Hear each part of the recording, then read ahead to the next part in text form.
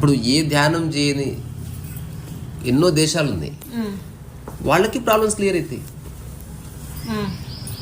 అంటే ఇది universal medicine కాదు కదా. ఇప్పుడు టాబ్లెట్ వేసుకుంటే నాకు తలనొప్పి తగ్గింది. ట్రుత్ ఏంటంటే నువ్వు టాబ్లెట్ వేసుకోకపోయినా తగ్గుతుంది.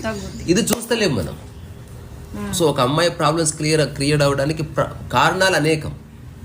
అంటే తన పర్సెప్షన్ చేంజ్ అయిపోయింది. తన అంటే అసలు ఆలోచించే పద్ధతి, ఆ మెచ్యూరిటీ లెవెల్ అన్నీ చేంజ్ అయిపోయినాయి అనమాట. తనకి చదువు కూడా రాదు. ఇప్పుడు పర్సనల్ డెవలప్మెంట్ ట్రైనింగ్ తీసుకున్న పర్సెప్షన్ మారుస్తారు. ఏమీ లేకుండానే ఇలా నేను అంటున్నది మెడిటేషన్ అనేది పర్సెప్షన్ బ్యాటిల్ కాదు, ఏమీ కాదు.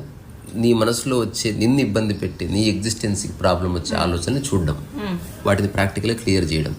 తద్వారా ఉదయం నుంచి పడుకునే వరకు నిద్రలోను మళ్ళీ మెలుకున్న తర్వాత ధ్యాన స్థితి కొనసాగుతుంది.